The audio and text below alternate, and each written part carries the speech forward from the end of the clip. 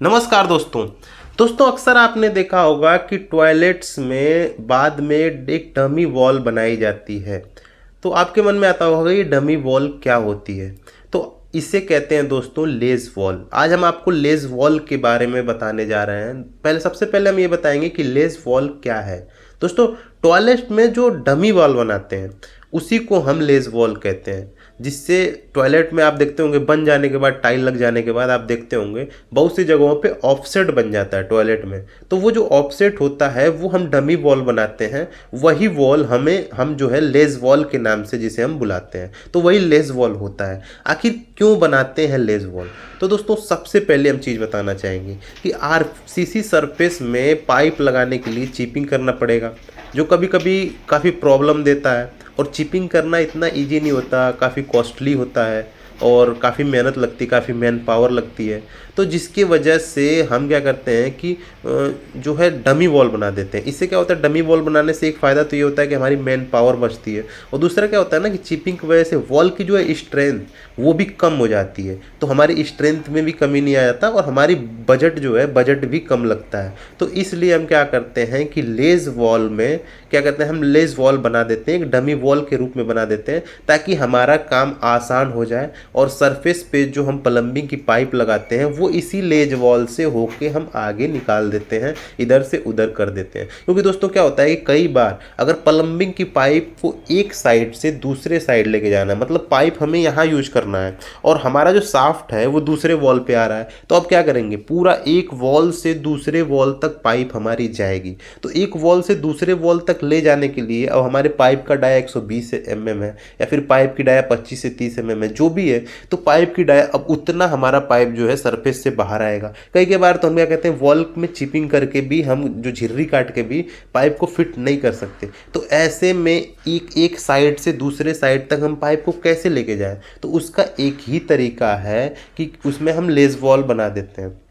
और लेज वॉल बना के हम जो पाइप को एक साइड से दूसरे साइड बड़े आसानी से लेके चले जाते हैं।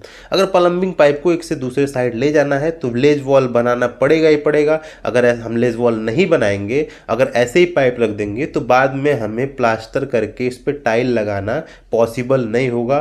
तो इसलिए हम लेज वॉल बनाते ही बनाते हैं। तो ये दोस्तों हमने आपको बताया कि लेज वॉल क्यों बनाते हैं। अब हम आपको बता रहे हैं कि लेज वॉल कैसे बनाते हैं। तो दोस्तों, प्लम्बिंग वर्क होने के बाद, ध्यान दीजिएगा, प्लम्बिंग वर्क होने के बाद जब वाटर प्रूफिंग हो जाए और फ्लोर पे प्रोटेक्शन प्लास्टर हो जाए। प्रोटेक्शन प्लास्टर में क्यों बोल रहा हूँ वाटर प्रूफिंग हो जाए, प्रोटेक्शन प्लास्टर हो जाए, क्योंकि लेज वॉल अगर आप पहले बनाते हो तो बाद में प्रोटेक्शन प्लास्टर सरफेस पे नहीं हो सकता। और प्रोटेक्शन प्लास्टर होने से पहले अगर आप बना देते हो तो आपके वाटर प्रूफिंग को डैमेज कर सकता है। इसलिए प्लम्बिंग वर्क होने और वाटर प्रूफिंग प्लम्बिंग वर्क होने के बाद, प्रोटेक्शन प्लास्टर होने के बाद टॉयलेट में हम सिंगल ब्रिक वर्क करते हैं, हमारे सिंगल ब्रिक वर्क करते हैं। और उसके बाद इस बात का ध्यान रखना होता है कि प्लम्बिंग की सारी पाइपें हमारे लेज वॉल में कवर हो जाएं।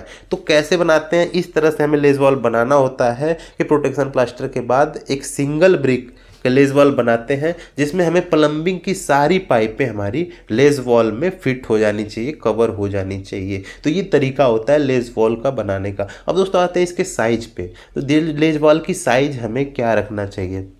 तो दोस्तों, वैसे तो नॉर्मली जो होता है लेज वॉल का जो साइज़ है वो हाइट इसका इस बात पर डिपेंड करता है कि हमारी प्लम्बिंग की पाइप को कहाँ तक हमें कवर करना है। कई बार लेज वॉल की हम 1200 तक हाइट दे देते हैं, क्योंकि 1200 में ही हमारी सारी पाइपें कवर हो जाती है। तो कई बार हमें इसकी हाइट जो है 2400, मतलब फुल हाइट देनी पड़ती है इस पाइप्स को कवर करने के लिए। तो हाइट इसकी इस बात पर डिपेंड करती है कि पाइप को कितने ऊपर तक हमें कवर करना है। अब बात करते हैं थिकनेस की। तो थिकनेस भी इस बात पे डिपेंड करता है कि जो पाइप्स होती हैं उनकी डाया कितनी होती है। अगर प्लम्बिंग पाइप्स 100 mm मोटी है तो फिर हमें वहाँ 120 mm की वॉल देनी पड़ जाएगी, 125 mm की वॉल देनी पड़ जाएगी। लेकिन अगर वहाँ पे प्लम्बिंग पाइप्स जो है 25 mm 30 mm जो है उनकी डाया है, तो हम क्या करते हैं कि वहाँ पे सिंगल ब्रिक या खड़ी ब्रिक हम 75 mm डाया का इस्तेमाल कर सकते हैं। तो जैसे भी आप उसको दे सकते हैं, बस आपको क्या करना होता है कि सारी पाइप्स को कवर करना होता है। लेस वाल का मेन काम यही होता है। या फिर वहाँ पे हम 120 या 125 देते हैं जहाँ पे हम डाइवर्टर लगा रहे होते हैं, तो ये भी इंपॉर्टेंट होता है। तो डाइवर्टर की जगह पे भी हम 120 से 125 दे देते हैं। तो कुल मिला के ये चीज़ होती है कि जो भी आइटम्स होते हैं जो हमारे वॉल के अंदर रहेंगे उनको कवर करना होता है, चाहे वो जितने भी डाया में कवर हो जाए। तो दोस्तों इसलिए बड़ा इंपॉर्टेंट हो जाता है लेस वॉल बनाना।